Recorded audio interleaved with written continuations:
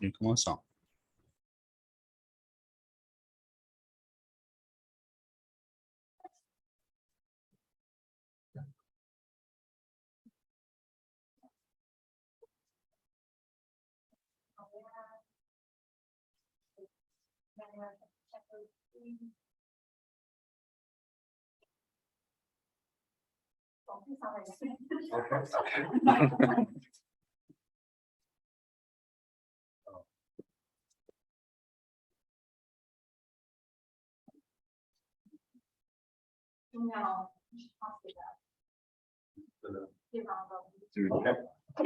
Tu veux prendre la place ici?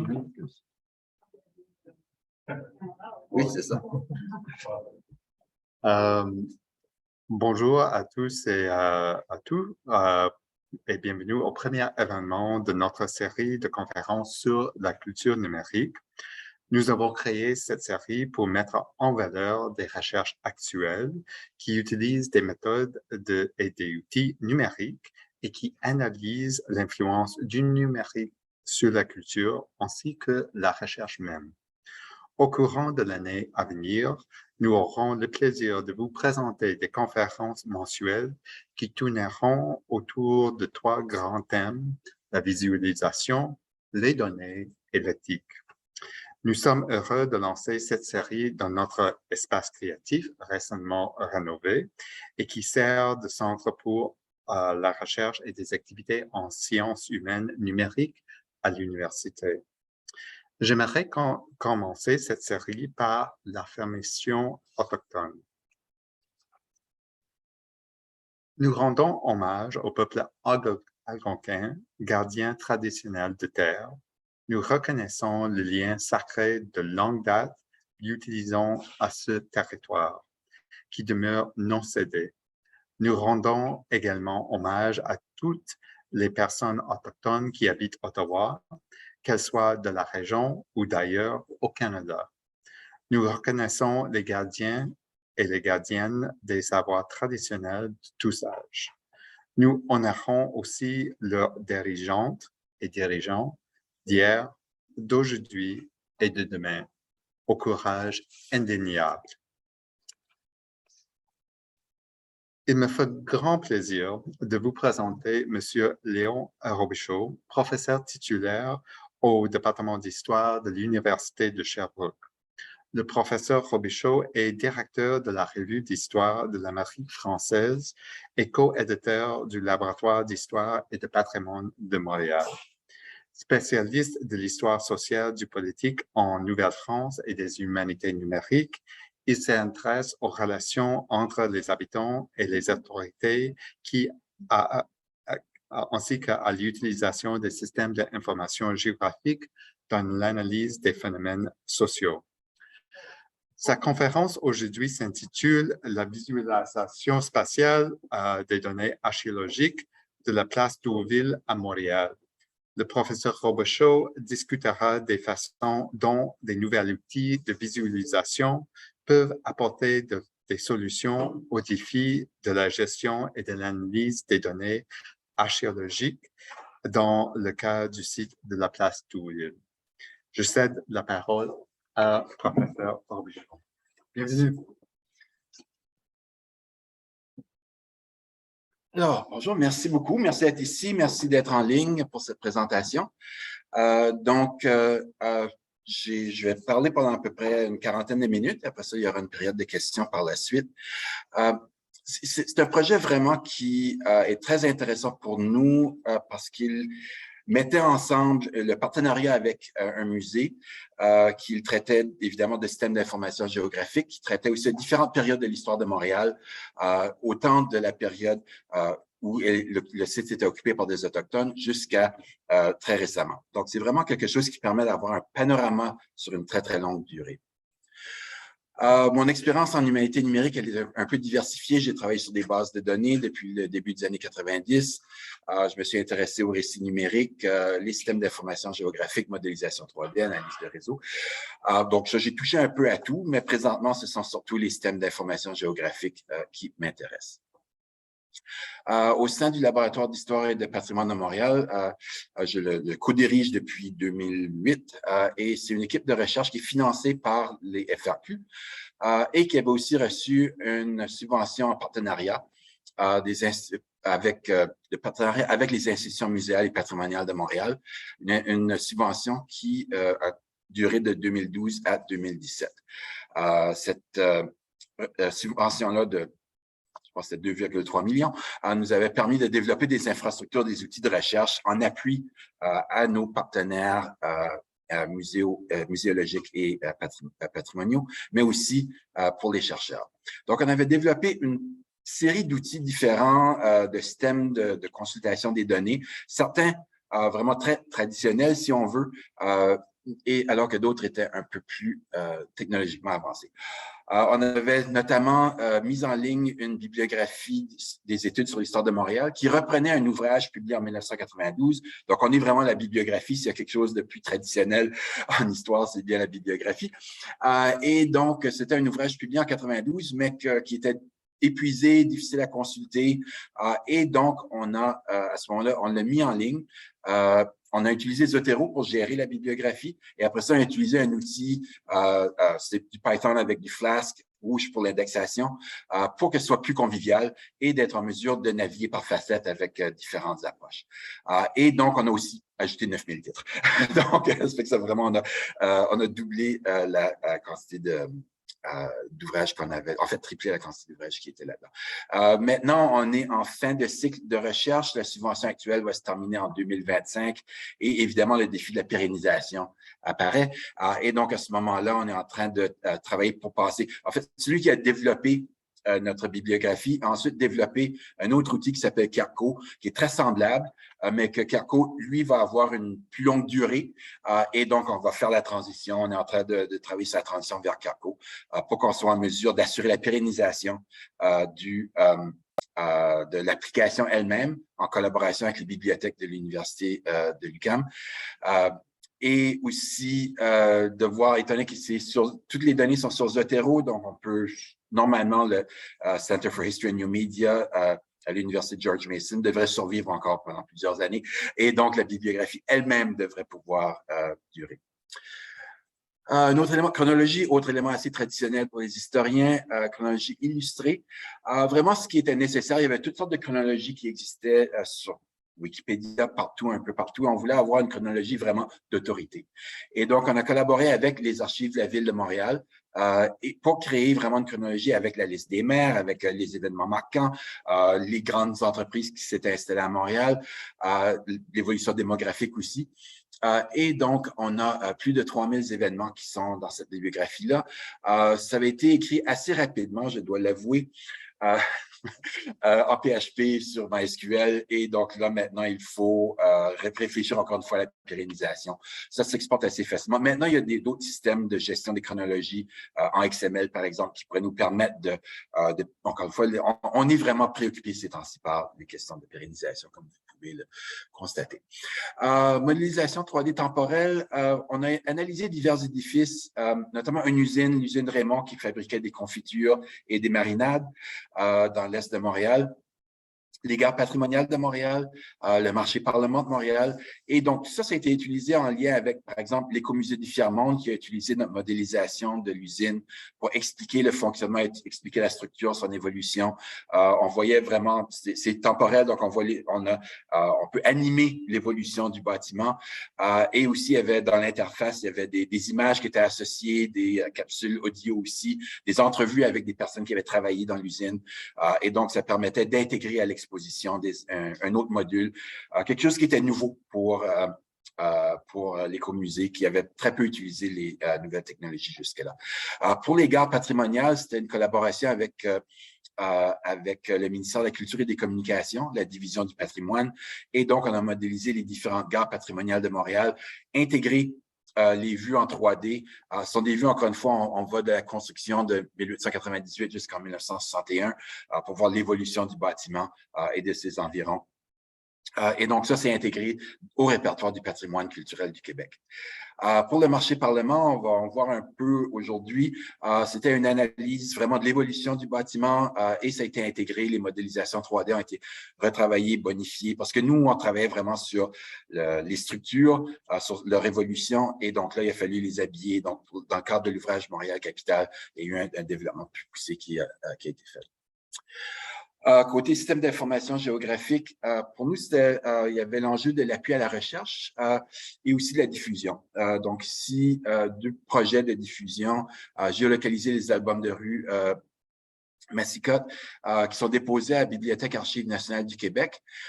Et dans ce cas-là, c'est d'avoir une série de 7000 images, je pense, et de se les localiser dans l'espace. Et donc, comme ça, les gens peuvent simplement cliquer sur la carte et de voir les photos où elles sont situées.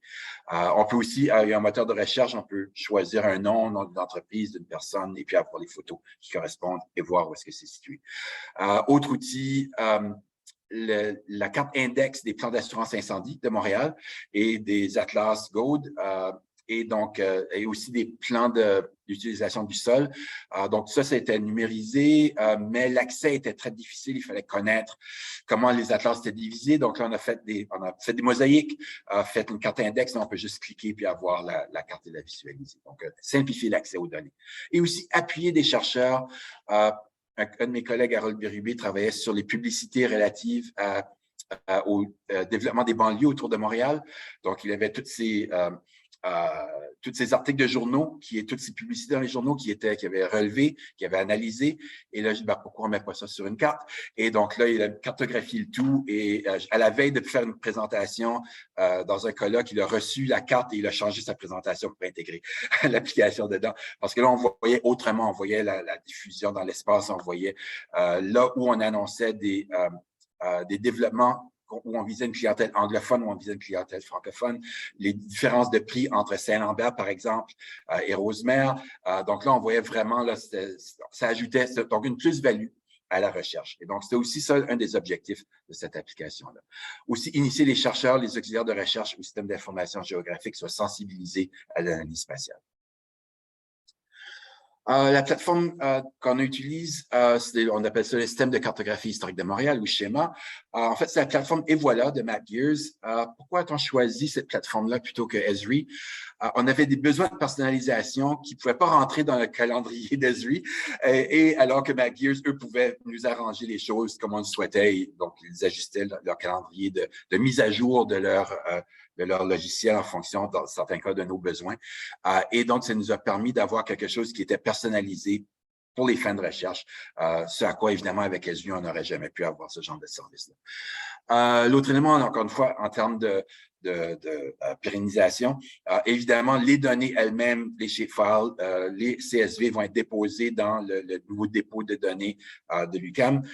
Et puis, on est en train de voir comment on pourrait créer un genre de serveur qui serait figé, ultra sécurisé, pour lequel on pourrait juste consulter l'interface. C'est toujours un enjeu. Pérenniser des données, c'est simple. Si on a un format ouvert, on les dépose quelque part, ça marche. Les interfaces, c'est toujours un problème. L'interface est devenue quand même assez mature qu'on peut souhaiter que, à moins que vraiment qu'il y ait des problèmes de sécurité majeurs avec cette version-là d'Ubuntu, normalement, on devrait pouvoir laisser ce serveur-là rouler là, pendant des années sans trop d'inquiétude. Donc, c'est un peu l'approche qu'on avait pour le volet SIG. Ça m'amène à voir comment on gère des données issues de l'archéologie. C'est un des enjeux. On avait travaillé beaucoup avec des chercheurs en histoire, avec des musées pour d'autres besoins. Mais là, l'enjeu des données de l'archéologie était quand même différent de ce à quoi nous, on était habitués. Le nombre d'artefacts, certains sites, le nombre d'artefacts est limité. Dans d'autres cas, il est quand même assez important. Et les outils qui étaient, on était en 2017 quand on a commencé à discuter de ces questions-là, les outils disponibles à l'époque qui étaient facilement accessibles étaient encore un peu limités. Et c'était des sites qui avaient déjà été fouillés et donc il fallait appliquer des méthodes à un site déjà fouillé, à des données déjà existantes. Donc, on a réfléchi pendant un certain temps et même de la nature de la démarche archéologique permet d'avoir vraiment des données bien structurées, d'avoir des localisations, même si ce n'est pas un cas où ils avaient tagué chaque artefact, ce n'est pas de ce type-là, mais quand on a les carrés de fouilles qui sont bien situés dans l'espace et donc le potentiel d'analyse spatiale était quand même très intéressant. Je ne ferai pas une revue de littérature, je vous l'annonce déjà. On l'avait fait en 2017-2019, il y avait très peu de choses à ce moment-là. Ça a explosé depuis. Je peux vous dire, depuis 3 ans, ça a vraiment explosé. Des plateformes qui existent maintenant, Archeos qui existent pour la gestion des données archéologiques. Donc, vraiment, aujourd'hui, on serait peut-être même en décalage par rapport au nouveau développement, mais pour ce qu'on avait fait, ça marchait très, très bien. On a commencé avec un projet pilote sur le site de Fondation de Montréal, donc le site occupé par les Français à partir de 1642. Nombre d'artefacts plus facile à gérer, seulement 4600. Et là, on avait géoréférencé les plans des sous-opérations, exporté les données en CSV, importé ça en SIG, et on pouvait voir justement combien d'artefacts il y avait dans quel lot, dans quelle sous-opération. Il y avait quand même des limites avec l'application telle qu'elle existait à l'époque. Difficile de visualiser, on était à plat, on avait quand même certaines limites. On pouvait juste regarder soit tous les objets ou un seul type d'objet à la fois. Donc, il y avait quand même certaines contraintes. Et là, on a voulu pousser ça vraiment à faire injecter un peu de stéroïde là-dedans pour avoir quelque chose qui soit plus conforme à nos besoins. Je viens de vous parler des limites. Et là, on s'est attaqué au site de la place Diouville. Celui vraiment pour lequel on avait besoin d'avoir des outils beaucoup plus performants. La place Diouville, si vous connaissez le Vieux-Montréal, c'est vraiment à l'extrémité ouest. Avant 1832, c'était une petite rivière, même à l'époque du régime français, on appelait ça la Petite Rivière. Pas très original, mais ça décrivait vraiment ce que c'était. Très marécageux, peu profonde. Sous le régime britannique, ça devient la rivière Saint-Pierre parce que c'est connecté à la rivière Saint-Pierre qui est plus à l'ouest par un canal qui approvisionnait des moulins à eau. Et donc, il y a eu une petite confusion en termes d'hydrographie et on a commencé à appeler ça la rivière Saint-Pierre. Mais bon, moi, je reste... ma toponymie date du régime français, donc j'aime appeler ça la rivière Saint-Pierre. À partir de 1832, on construit le marché Sainte-Anne, qui était à l'époque. Il y avait eu un marché pour le foin qui était là depuis des années. Et là, on construit un marché fermé et qui, à l'époque, est le plus grand édifice au Canada. On voit un peu notre visualisation 3D initiale qu'on a ici, juste pour avoir une idée de l'ampleur du bâtiment. Il fait 104 mètres de long, 18 mètres de large, il y a 2 étages. Et étant donné qu'il y avait une rivière en dessous, on a juste construit au-dessus de la rivière et on a utilisé la rivière pour rafraîchir les caves, pour garder une température plus stable. Donc, l'eau, pas vraiment de la géothermie, là, mais quand même, on utilise le courant de l'eau qui coule pour garder les caves plus fraîches, pour conserver les aliments plus longtemps. Et aussi, la rivière, évidemment, on peut jeter les déchets dedans, puis ça va s'évacuer dans le fleuve. Et plus tard, quand on va créer un égout, il va y avoir un égout collecteur qui va être construit à même ce canal-là, qui va passer en dessous du marché et qui va devenir le collecteur William. Donc, c'est vraiment on peut marcher dedans. Si vous allez, c'est ouvert maintenant, on peut se promener à l'intérieur entre Pointe-à-Calière et le site de Fondation de Montréal. On peut passer par une section de l'ancien collecteur William. Et donc, ça donne une idée de l'ampleur de l'ouvrage en briques. Et donc, c'était intégré au système D. Ensuite, en 1843, c'est converti en siège du Parlement pour la province du Canada. Donc, la capitale est déplacée à Montréal et il va y avoir une petite émeute en 1849, une émeute conservatrice, contestant la loi pour indemniser les pertes pendant les rébellions, qui avait passé sans problème au Canada, mais pour les rebelles du Bas-Canada, il semblait avoir des problèmes pour approuver cette loi-là. Et donc, il y a eu une grosse émeute Tory pendant laquelle ils ont brûlé le Parlement. Quelques années plus tard, en 1851, on reconstruit un nouveau marché, même fondation, et celui-là, il va rester en usage pendant 50 ans pour la suite. À partir de 1901, on démolit l'ancien marché et ça va demeurer une place publique. Il y a un égout qui passe en dessous, difficile de réutiliser le site. Et donc, c'est vraiment à des fins historiques et archéologiques. C'est un site qui a très peu de perturbations et donc vraiment idéal pour ensuite procéder à des fouilles. Et lorsque le collecteur d'égout est fermé en 1989, Vraiment, il y a différents projets pour réaménager la place et là, on prend conscience de l'importance historique du site. Non seulement l'existence du marché, mais aussi le Parlement, l'importance de cet égout-là, l'importance de la petite rivière auparavant. Donc, vraiment, il y a l'idée de préserver le site, de ne pas le remplir avec des condominiums, par exemple, mais d'en faire vraiment une place publique qui va être conservée. Et évidemment, de profiter du fait parce que ça avait juste été asphalté.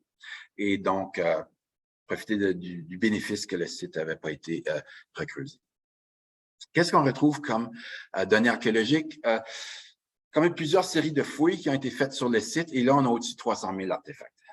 Donc, on a une autre échelle de gestion des artefacts. Et aussi, étant donné que les données, c'est un site qui est à Montréal, géré par donc c'est Pointe-à-Calia qui gère l'ensemble de cette zone-là, mais ça doit être conforme au mode de gestion des données archéologiques de la ville de Montréal. Et donc, c'est une base d'InformMaker avec une seule table, un peu lourd à gérer. Et donc, il a fallu adapter un peu les choses. Donc, on s'est attaqué à ce problème-là.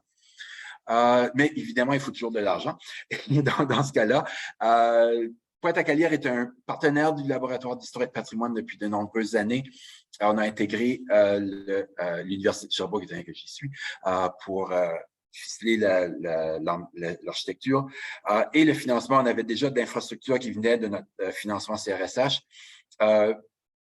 FAQSC pour des enjeux de gestion, une nouvelle demande de financement, Passeport Innovation, qui venait du ministère de l'Économie et de l'Innovation à l'époque, et Pointe-à-Calière aussi, qui a mis des sous dans le projet pour être en mesure de financer un volet système d'information géographique et un volet modélisation 3D des objets. Donc, on avait les plans des fouilles qui étaient disponibles en fichier DXF séparés. Et c'était ça, un des enjeux, c'est que souvent, on fait les fouilles et on a les fichiers DXF, c'est pour cette campagne de fouilles-là.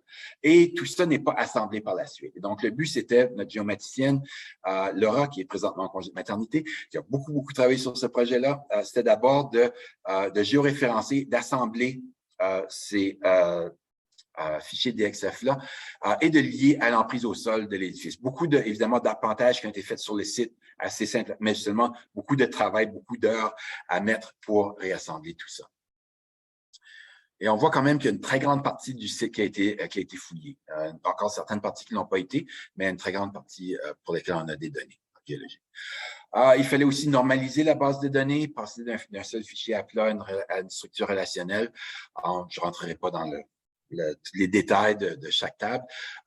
Mais aussi, on a voulu associer l'inventaire des artefacts au catalogue d'objets du musée pour être en mesure ensuite de voir lesquels on pouvait modéliser en 3D pour faire certains ajouts là, qui pourraient être intéressants. L'interface, c'était vraiment là où on a travaillé énormément avec Mapyears. Donc, vraiment, il y a 4 volets évidemment, la gestion des couches, mais je fais abstraction de la gestion des couches. Alors, on a notre liste des objets, donc c'est vraiment une des tables qui est utilisée pour avoir la liste complète des objets. On peut la filtrer par numéro, par nom, tout mot qui apparaît, donc c'est une recherche plein texte qui existe. On a d'autres types de filtres ici qui sont plus spécifiques selon des catégories qui font déjà partie de la base de données, que ce soit par lot, par type de fouille, par fonction, matériaux, les phases, j'en passe. On peut aussi appliquer un filtre spatial, que ce soit un rectangle, un carré, un polygone ou un cercle. Donc, on peut chercher une zone et avoir qu'est-ce qu'il y a dans cette zone-là. Et après, on a évidemment la visualisation de ces carrés de fouilles-là, où on a les objets qui sont présents. Donc, le cercle, évidemment, reflète le nombre d'objets qu'on y retrouve. Et ce qu'on cherchait, nous, de notre côté, c'était de pouvoir visualiser, d'avoir un outil d'analyse, une matrice d'analyse, pour voir qu'est-ce qu'il y a dans chacune des phases, des 6 phases, et combien d'objets on retrouve. Si on fait l'intersection du type d'objet avec la phase, combien d'objets il existe pour un certain type ou même pour un objet spécifique. Donc là, on était en business, si vous me permettez l'expression.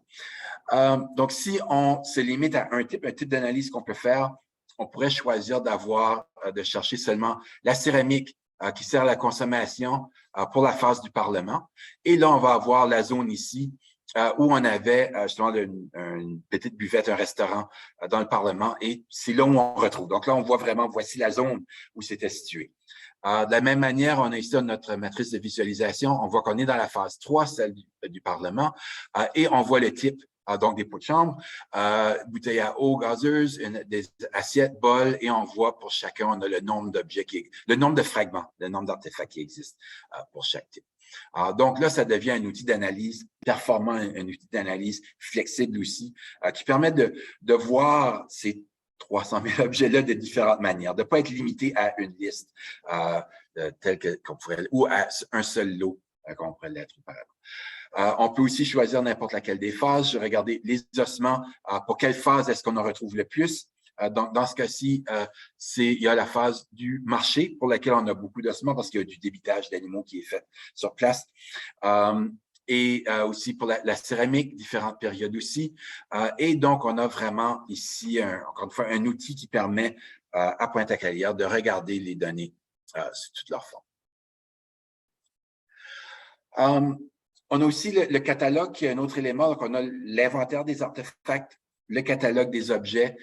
Et dans ce cas-là, c'est vraiment de voir, par exemple, si on assemble, dans ce cas-ci, ce ne sont pas les artefacts eux-mêmes ou des artefacts, mais dans certains cas, assemblés. On a des fragments d'assiettes assemblés dans une seule assiette pour faire un objet qui, lui, est catalogué dans la collection du musée. Et dans ce cas-ci, on peut avoir une bière de gingembre, par exemple. On peut la chercher. On a son emplacement de quel carré de fouille elle provient, le catalogue qui est là, la photo, et aussi, on a l'élément qu'elle a été modélisé en 3D à partir de photogrammétrie. Donc, on pourrait aussi la visualiser. Et donc, on a ici notre application de visualisation qui est connectée au catalogue. Et donc, il faut juste que je me rappelle à chaque année de renouveler mon certificat HTTPS parce que je ne comprends pas pourquoi je ne peux pas le renouveler pour plus qu'une année à la fois, quelque part. Et donc, il faut que les deux soient HTTPS. Et si j'oublie de la renouveler, la connexion est perdue. Ce genre de détails auxquels on est confronté à l'occasion. Quand c'est utilisé? Évidemment, on se pose toujours la question, mais après, qu'est-ce que ça donne? L'inventaire des fouilles est plus utilisé. Eux, quand ils sont en mode catalogue, ils utilisent plutôt le catalogue du musée qui comprend tous leurs objets qui sont catalogués plutôt que ce qui provient tout simplement du site de la place du Vide. Donc, c'est vraiment l'inventaire qui est le plus utilisé des deux. Ils l'utilisent pour valider de l'information d'où proviennent différents artefacts. On veut voir de quelle phase, de quelle zone ils proviennent. Donc, ils vont les localiser dans l'espace. Ils ont analysé la distribution. Il y a un ouvrage qui est paru cette année, Montréal-Capitale, sur la période pendant laquelle Montréal était capitale du Canada. Et donc là, c'est vraiment de voir pour cette phase-là, où sont les objets, quel type d'objets on retrouve, quel genre d'analyse on peut faire. Et donc, ils vont aussi tester des hypothèses sur la distribution de certains types d'objets qu'on retrouve sur le site.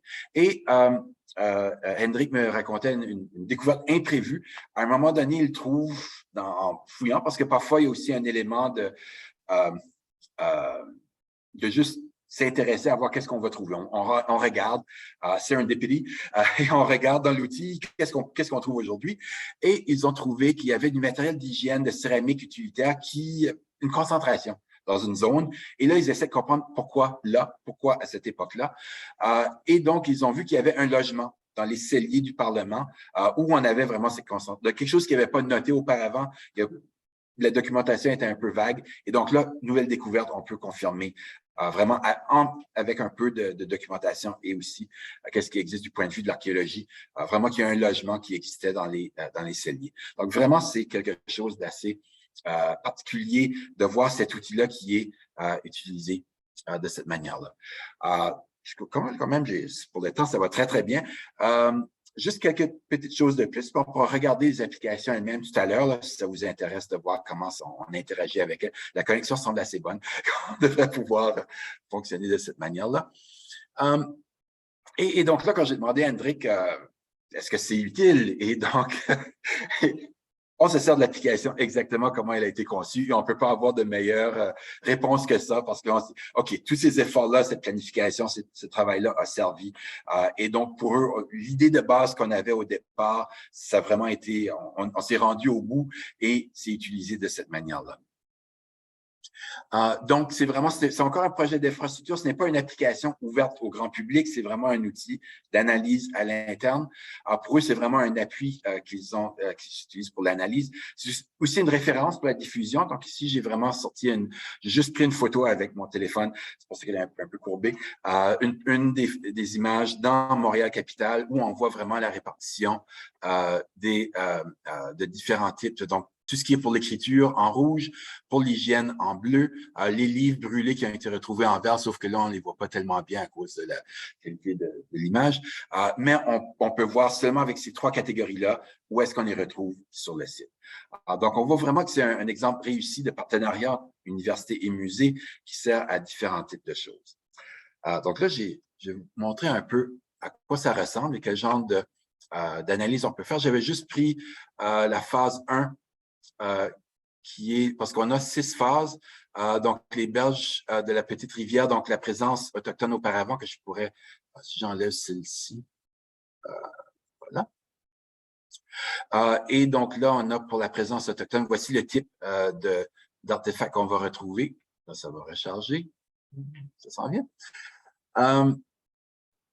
Et donc, ils sont concentrés plutôt dans une zone spécifique, mais il y a quand même 1417 artefacts qu'on retrouve. Et on voit ici quand même un coquillage fait. On est dans une zone de transition entre le début de la période d'occupation française et la fin de la période autochtone, ou aussi il y a une continuation de la période d'occupation autochtone parce qu'ils sont ici présents à chaque année à Montréal pour la Foire des fourrures. Et on peut y aller par période de ce type-là, où on pourrait tout simplement chercher le type de fouille qui avait été faite, arbitraire, contextuel. Ça, c'est des choses avec lesquelles je suis beaucoup moins familier. Mais on peut aussi aller avec le métal, par exemple, et choisir les métaux et alliages. Et finalement, ce qui est ferreux, j'ai une de mes étudiants qui a fait son mémoire de maîtrise sur les métiers du métal à Montréal au 17e siècle. Et on voit à travers son mémoire de maîtrise, Sonia Blouin, que le travail du métal est crucial pour une colonie naissante comme ça, mais aussi dans le cadre de la traite des fourrures, les armuriers. Donc, c'est vraiment le métier d'avenir.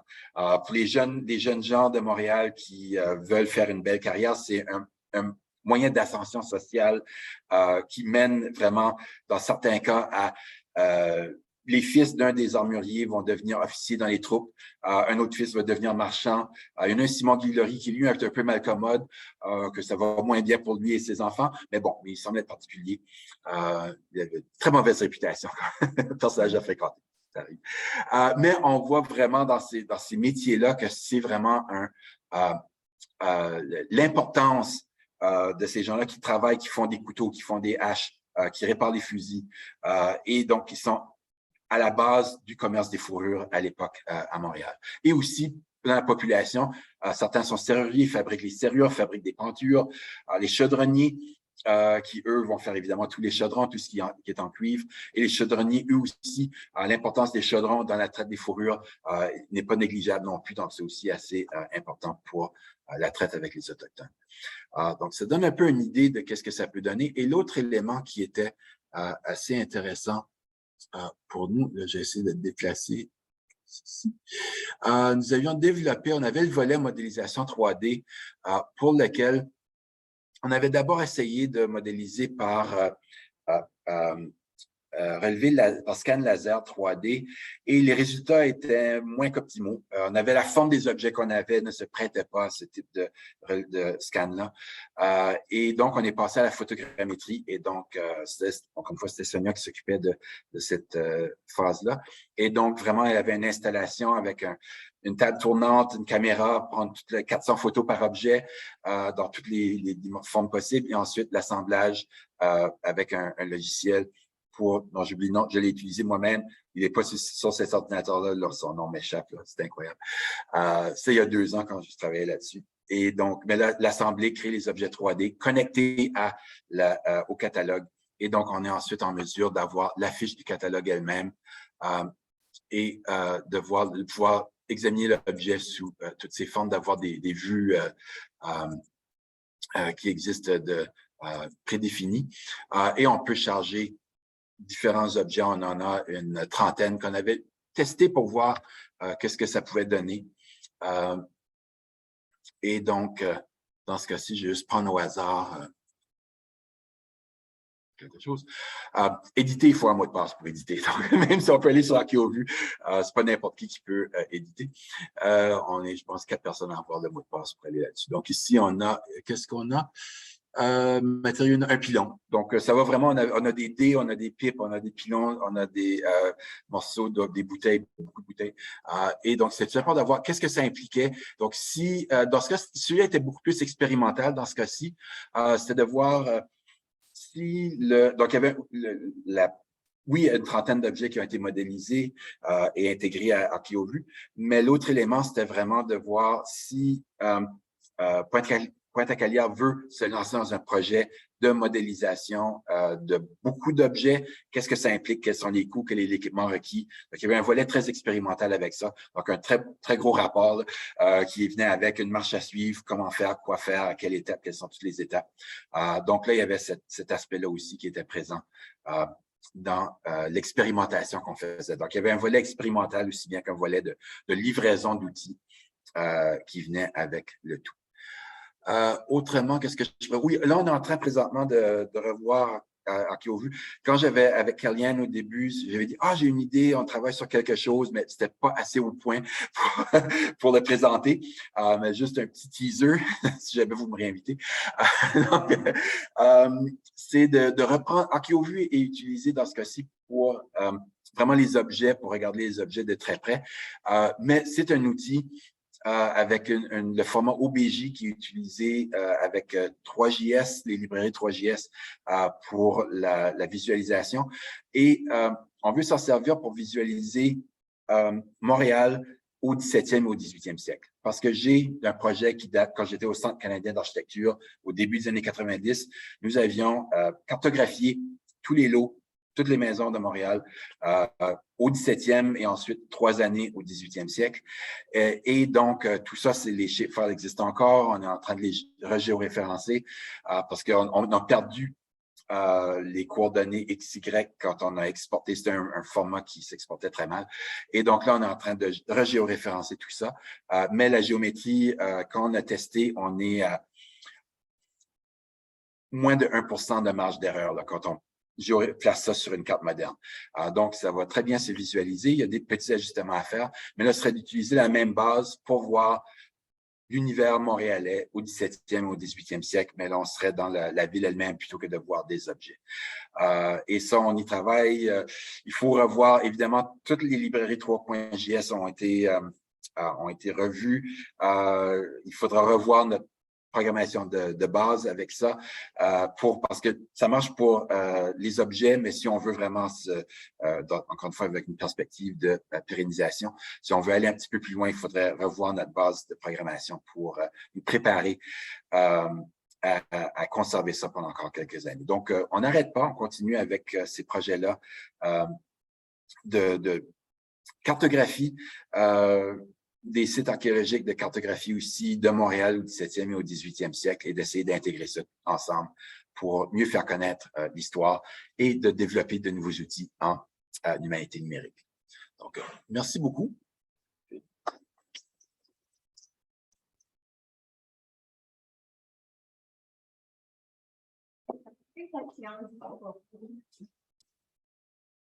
Et bonsoir. Pourriez-vous expliquer pourquoi avoir choisi FileMaker comme infrastructure de base de données? En fait, nous, ça, c'était pas notre choix, c'était vraiment la Ville de Montréal qui avait choisi FileMaker. Nous, après, on l'a extrait de FileMaker. On est allé, c'est du Postgres, c'est la version géométrique de Postgres, qui est la base de données derrière ça pour Schema. Donc, on a une application géométrique et derrière, c'est du Postgres GIS. qui nous sert à gérer toutes les couches. Donc, on s'est libéré de FileMaker parce que ça répondait pas vraiment à nos besoins. Alors, on avait besoin de quelque chose qui soit beaucoup plus performant et justement qui soit géoréférençable, qui puisse fonctionner avec ça.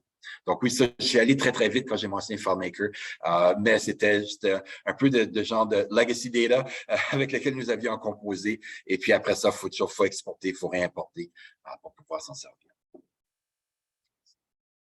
J'ai une question liée à ceci, mais aussi un petit commentaire, si je peux, petit comme, c'est vraiment impressionnant. Et en tout cas, votre travail pour donner les données à des musées, aux personnes comme avoir des photos qui sont géolocalisées, c'est difficile pour les musées et les personnes Oui. partout, mais c'est comme, qu'est-ce qu'on peut faire dans l'université pour la public, c'est comme un grand travail, vraiment présent. J'ai une question aussi, quand vous parlez de Flask et aussi le travail avec des choses comme ça, des choses comme ça. Est-ce que vous avez des conseils pour personnes qui commencent des projets et pensent au sujet de sustainability? Qu'est-ce qui arrive après le fin de la seconde? Parce que aussi comme ils ont they work now, and then something will be like later. Qu'est-ce que c'est des meilleures attaques pour commencer des projets qui peuvent continuer quand les fonds sont Oui, ça c'est s'il y a une chose qui m'empêche de dormir parfois la nuit, c'est cette question-là.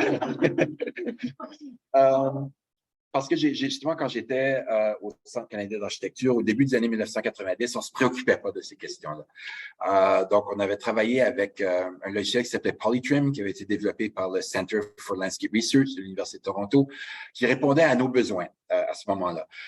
Mais quand on exporte des DXF, et pour lesquels l'identifiant qui est dans Polytrim ne suit pas avec DXF. Donc, j'ai dû, pour m'asseoir avec, encore une fois, c'était Sonia qui était avec moi. Moi, j'avais le site devant moi. En fait, c'est un vieux Silicon Graphics qui date de 1992-93, qui roule encore, qui est dans mon bureau. Et donc, moi, j'étais devant l'ancienne application. Elle avait QGIS d'ouvert sur un autre ordinateur. Je disais, tel lot, c'est tel numéro. Et donc, on a dû renuméroter chacun des 1700 lots et des 700 quelques bâtiments. Je ne veux pas avoir à refaire ça. donc maintenant, c'est que l'intérêt du shapefile, c'est que on pourrait aussi sortir en GeoJSON, qui pourrait être encore mieux. Mais c'est que quand on regarde les dépôts de données ouvertes gouvernementaux, très souvent, c'est encore en shapefile. Même si ça a été défini par Esri, c'est accepté. C'est un peu comme le PDF. On se dit, Adobe ne fera pas faillite demain matin, Esri ne fera pas faillite demain matin. Donc, en théorie, ce n'est pas Google qui lance des projets, puis après ça, le ferme, puis après ça n'existe plus. Donc, ce sont des compagnies qui sont plus sérieuses dans ces domaines-là, qui savent qu'elles sont responsables de certains formats, et donc, on peut souhaiter que ça existe encore pendant quelques années. Mais si je regarde du côté sinon, ici, si je regarde mon application ici, si je me permets de regarder mes formats d'exportation, il faut juste que j'ouvre ici là, quelque chose d'autre. Je vais prendre le catalogue. Et donc, quand on veut prendre les données, ça fait longtemps que je n'ai pas exporté à partir de celui-là. Source de données. OK. Parce qu'on peut exporter en différents formats, notamment en GeoJSON. Donc, ça permet d'avoir quelque chose qui est juste en texte. L'idée, c'est d'avoir CSV, GeoJSON. On est en texte brut et après ça, on peut même le lire soi-même et ça s'importe quelque part pour l'utiliser. Donc, oui, ça, c'est vraiment un des une de nos grosses préoccupations, c'est d'avoir des formats les plus libres possibles et de pouvoir les partager. On collabore avec le Réseau canadien en information du patrimoine, le CHIN, Canadian Heritage Information Network. Un de mes anciens étudiants travaille pour le RCIP. Et donc, on s'intéresse aussi aux données liées, comment est-ce qu'on pourrait ensuite se connecter à d'autres systèmes par la suite. On n'est pas encore rendu là, mais on réfléchit à des manières de décrire nos données, de structurer nos données. Donc, les métadonnées qui sont présentes pour les différents projets. On demande aux chercheurs, expliquez votre méthodologie, comment vous avez collecté vos données, comment vous avez choisi les champs, et de cette manière-là, on est en mesure de léguer quelque chose qui sera plus facile à utiliser. On a deux autres questions en ligne. Donc, la première, c'est de notre ami Michael Sinatra à l'Université de Montréal. Bonjour Léon, belle présentation, merci. Des discussions pour croiser les données avec les projets plus littéraires, mais toujours historiques des collègues du CRIC.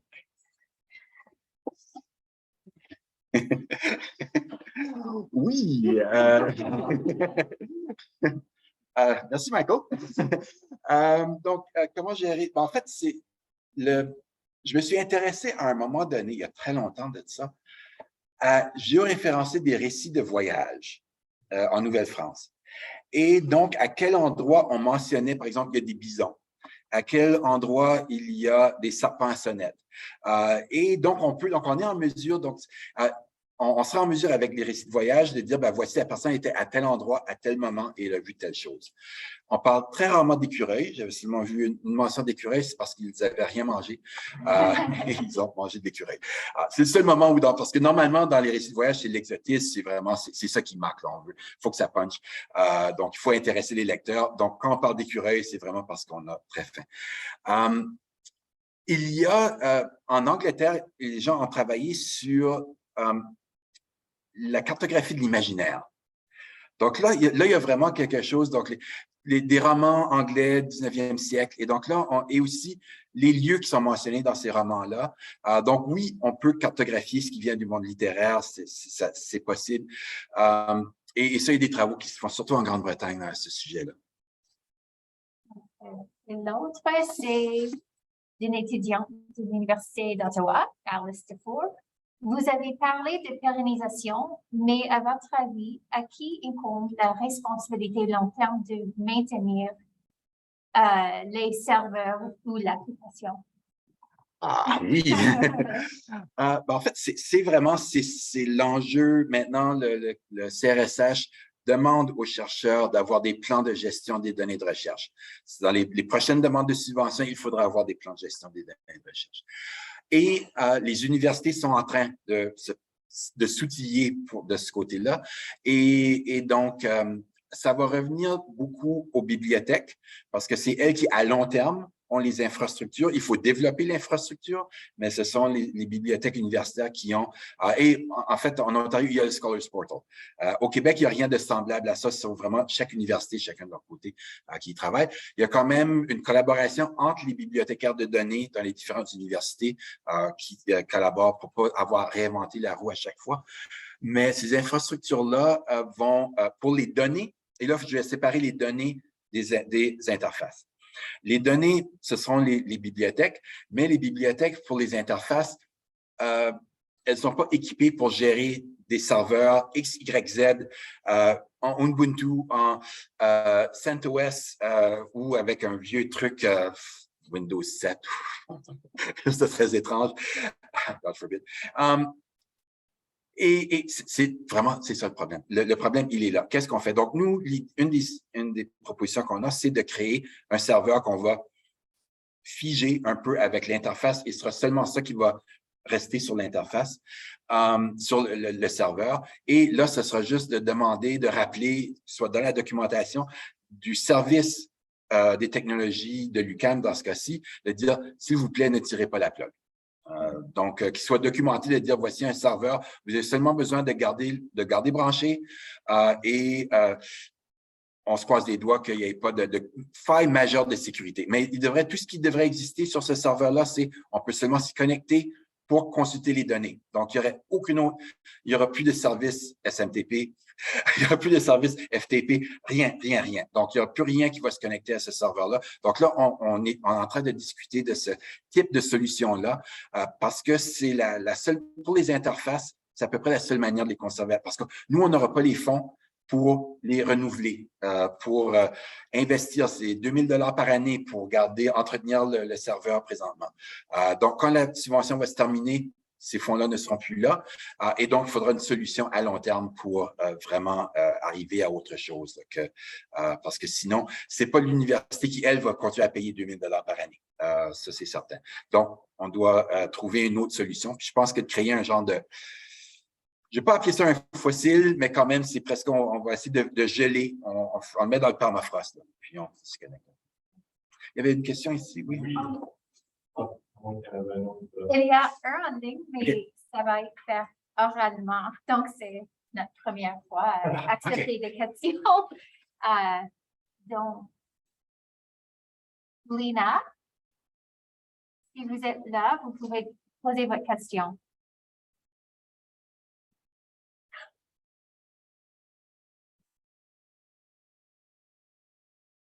On va voir. Léa?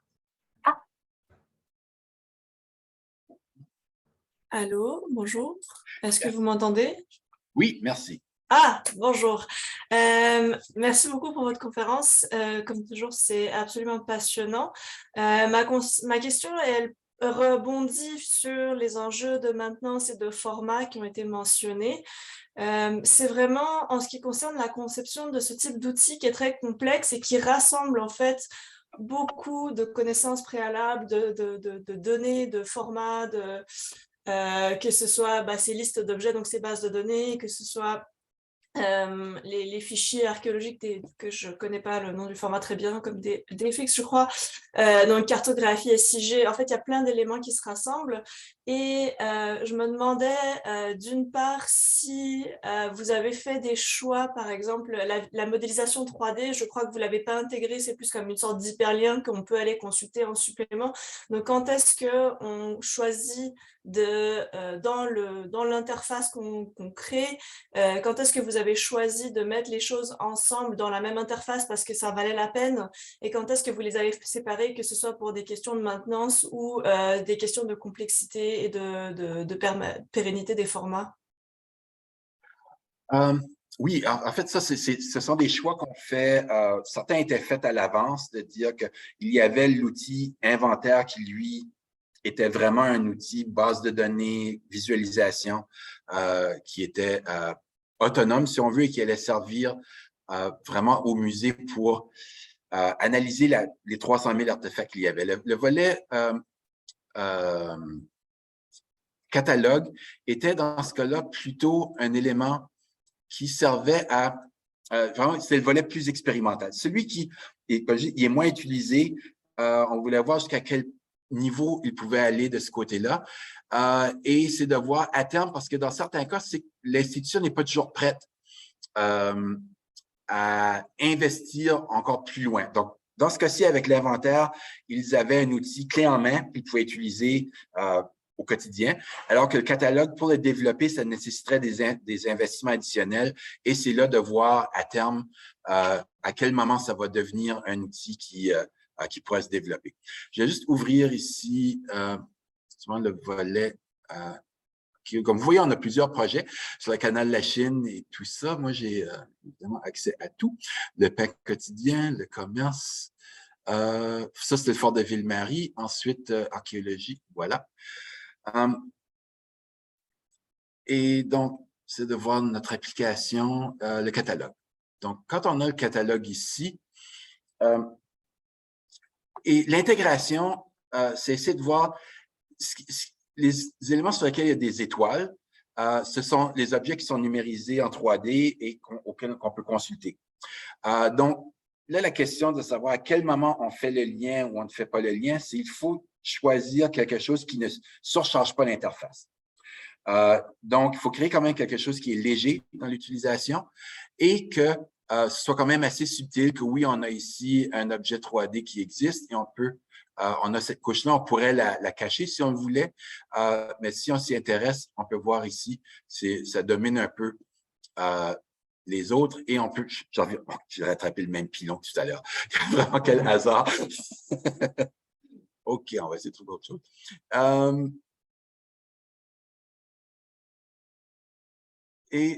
Mais ça, c'est toujours la question de… Ah, tiens, une pipe pour faire le changement. Ce sont des choix qu'on fait en fonction des besoins des usagers. Et là, c'est vraiment la discussion en anglais, des stakeholders, des parties prenantes, où on essaie de voir, mais comment allez-vous utiliser l'outil au quotidien? Et à quel moment qu'est-ce que vous voulez voir de manière récurrente, facilement, et qu'est-ce qu'on peut mettre en arrière-plan? Et d'où le fait de séparer des éléments, d'en mettre d'autres ensemble.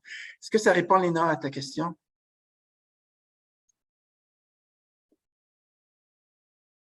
On voit ici un peu le type de visualisation qu'on peut faire avec une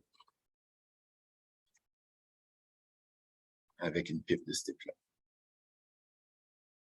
On peut peut-être passer à celle-ci. Merci beaucoup pour la belle présentation. Moi, c'est René Dupin, je suis le bibliothécaire en recherche pour les SIG. Alors, c'est super intéressant, une très belle application des SIG. En effet, c'est ma première fois à avoir vu Etalua comme plateforme. C'est une plateforme entièrement en ligne ou c'est juste ça qui était utilisé comme… C'est entièrement en ligne. Donc, tout est en ligne. C'est vraiment… En fait, Map Gears est basé à Chicoutimi. Et puis, donc ça, moi, j'avais rencontré Simon dans un colloque, en fait, à propos de OpenStreetMap. Et donc, c'est un grand évangélisateur, un missionnaire pour OpenStreetMap. Et donc, c'est ça que j'avais rencontré. Et je voyais vraiment qu'il y avait un intérêt pour les données ouvertes. Et donc, on était sur la même longueur d'onde, là, que plutôt… oui, il y a des fois des vendeurs d'SUI qui sont intéressants à jaser avec, mais c'est encore plus intéressant de jaser avec Simon. Et le fait qu'il soit prêt à… Évidemment, il fallait payer pour les développements, là, mais qu'il soit prêt à adapter son calendrier de développement pour répondre à nos besoins. Écoute, c'était vraiment ça, c'était ce qui nous intéressait le plus. Et on voit ici justement il y a GeoIndex Plus qui a été développé à l'Université Laval, que tu vas certainement connaître, et qui est utilisé pour la visualisation soit de toutes sortes de ressources. Puis ici, on a soit la carte interactive du volume pour donner une idée de ce qu'on peut faire pour la carte index des plans d'assurance incendie. Et là, on a vraiment les planches qui sont elles-mêmes. Et là, on peut voir exactement dans quelle région c'est situé, dans quelle localisation qu'on peut choisir vraiment celle qui correspond à nos besoins. Et dans ce cas-ci, là, après ça, il faut aller dans BNQ numérique pour voir la planche elle-même. Nous, en arrière, on a les planches géoréférencées qu'on peut consulter, mais pour la version publique, on passe par BNQ numérique pour consulter. Et là, on rentre directement dans le catalogue pour avoir accès à la planche elle-même. Et donc, voilà. Donc, pour les gens qui consultent à la maison ou les chercheurs, c'est vraiment un outil parce qu'auparavant, c'était quelque chose en papier sur lequel ils avaient tracé les zones avec un marqueur feutre. Et donc, ça répondait plus aux besoins. Et surtout, un des problèmes, c'est que parfois, les zones changent un peu. Et donc là, il faut s'ajuster. Donc là, nous, on a vraiment, pour cette année-là, pour cet atlas-là, voici les zones qui existent. Et donc, les gens peuvent les consulter là, beaucoup plus facilement. Pour Massicotte, ce que ça donne, en fait, ça, ce sont les données de Sherry Olson qu'elle en a donné au laboratoire. On fait la même chose au siècle à Trois-Rivières. Et donc, chacun de notre côté, on a mis en ligne de différentes manières, chacun avec nos propres méthodes, des applications sur l'annuaire civique 1881, le recensement et aussi le rôle d'évaluation foncier. Ça, c'est le projet de Vendre la banlieue de mon collègue Harold Bérubé. Les adresses et les assemblées suite à l'incendie du Parlement de Montréal, donc des adresses en appui au gouverneur général, le gouverneur Elgin, qui demande le rappel de Elgin. Donc là, on peut voir dans les régions visuellement comment c'est réparti. Des commerces dans le Faubourg Amlas. Et là, j'essaie de retrouver mon cher Massicotte. où étaient les quartiers généraux, les postes de police à Montréal avant 1870. Donc, différents projets comme ça. Tout dépend, tout dépend de des besoins des chercheurs. Donc, et nous, on a l'infrastructure. Le but, c'était vraiment de créer une infrastructure pour laquelle à la fois les chercheurs, mais aussi nos partenaires pouvaient s'en servir pour diffuser de l'information. Et donc, dans ce cas-ci, on peut faire une recherche à plein texte. On en a 2305. Et puis, si j'y vais, bon, là, je vais aller au pif. Là. Normalement, je me prépare un peu pour quelque chose comme ça. Là, j'y vais vraiment. C'est moins pire que faire une recherche sur Google Images devant une classe. Donc, on a ici les métadonnées, le lien vers la référence dans le catalogue. Donc, vraiment, les gens peuvent soit y aller par thème, soit y aller par rue, soit y aller par espace géographique. Donc, on a vraiment un outil qui permet d'associer le travail de recherche qui a été fait. Et le but, c'était vraiment de rendre ça le plus convivial possible. On travaille tranquillement à développer une application. Là, présentement, ce sont de nos adjoints de recherche qui travaillent sur le projet pour géolocaliser les stagiaires à la Bibliothèque Archives nationales du Québec. Et on travaille à créer une interface qui soit assez conviviale et simple, que des gens du public pourraient apprendre à la manipuler, puis à eux-mêmes. Si on est rendu à 2000, il reste encore le triple à faire. Et pour avoir un appui du public, pour y aller par crowdsourcing, par participation collaborative, pour continuer à développer, non seulement pour la collection Massicotte, mais d'autres fonds de photos que des gens pourraient géoréférencer sur des cartes de ce type-là. Parce qu'on a la base, on a les fonds cartographiques pour leur permettre de le faire. On a les annuaires civiques. Donc, on a tous les outils de base de recherche.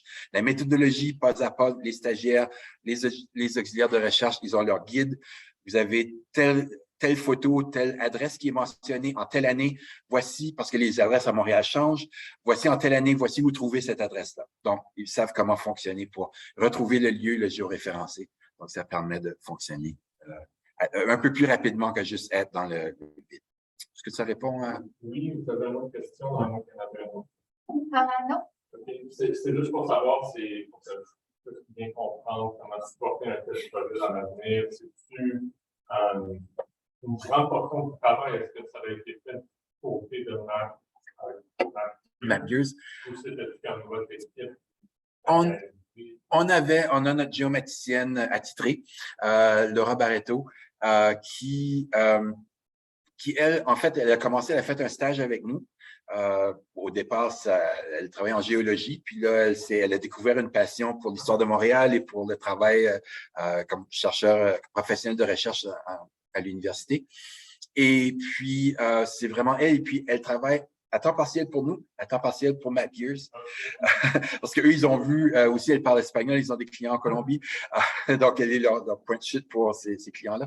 Et donc, c'est vraiment quelqu'un qui a développé une expertise, évidemment, de travail en géomatique pure, mais aussi de pouvoir discuter. Au début, c'était moi ou ma chargée de projet qui disait, voici ce que le chercheur cherche, veut, et donc après ça, elle faisait, mais maintenant, elle était en mesure de discuter directement avec les chercheurs en histoire, parce que parfois, le dialogue entre géomaticien et historien n'est pas toujours évident, et donc, elle a développé aussi les compétences pour savoir comprendre qu'est-ce que le chercheur veut, et ensuite le rendre de manière visuelle. Et ça aussi, c'est un processus. Donc, on accueille à chaque année des stagiaires de géomatique pour continuer à créer des ponts entre le domaine de la géomatique plus pure et dure et les sciences humaines pour continuer là, à faciliter les liens entre les deux. C'est un très beau travail. Merci. Donc, il n'y a pas d'autres questions. Est-ce qu'il y a des questions? Brian? J'aimerais poser une question un peu plus abstraite. Simplement pour demander comment cette utilisation peut influencer l'interprétation de l'histoire sociale du Montréal. En fait, si on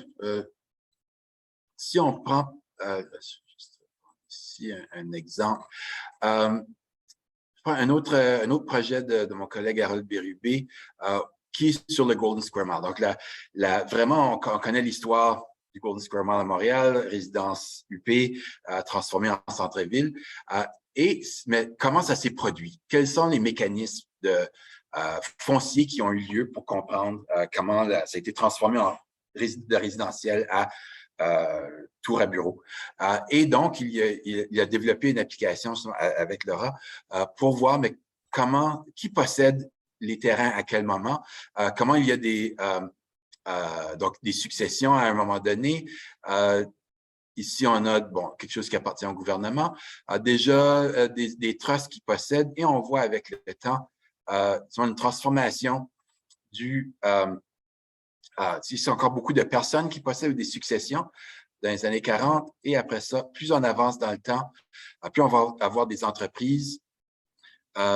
Et là, on a une reconfiguration même du parcellaire. Donc, ça permet de comprendre l'évolution du site, de comprendre qui possède ces terrains-là, quelles sont les transactions foncières qui ont eu lieu. Donc, oui, il y a un outil pour enrichir la connaissance, enrichir la compréhension de l'évolution d'un quartier.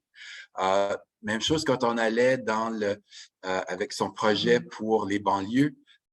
J'ai parlé à quelques reprises. C'était vraiment, j'ai été très, très fier de celui qu'on a vu les résultats. Donc, voici comment ça se présente dans les journaux.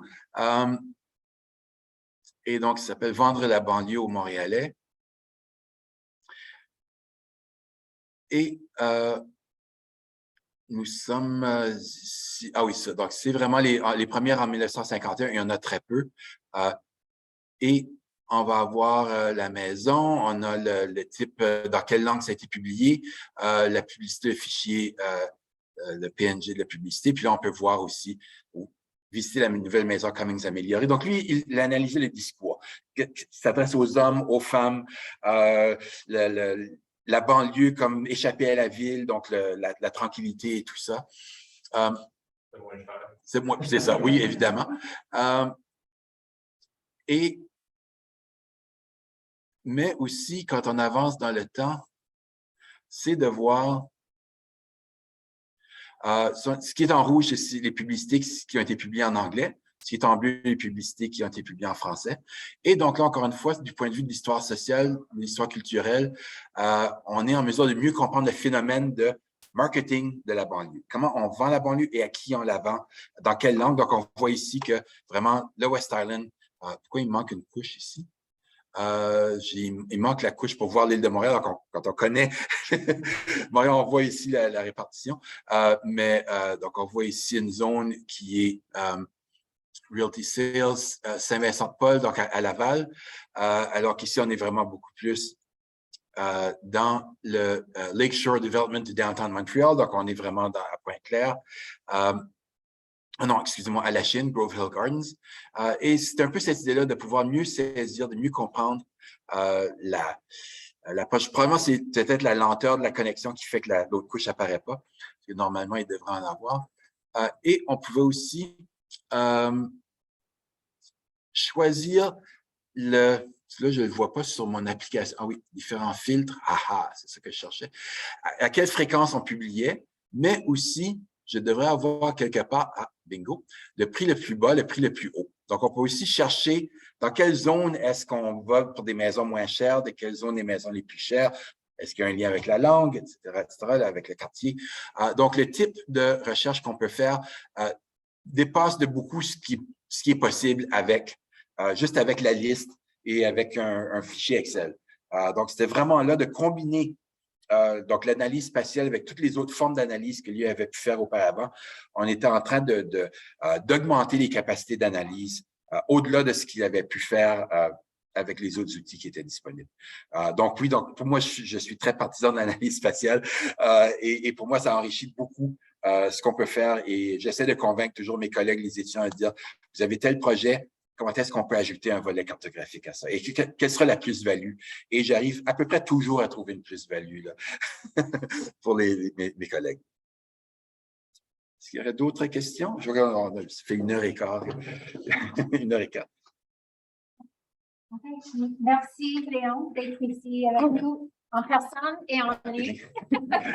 Merci à tout le monde d'avoir été là. Merci.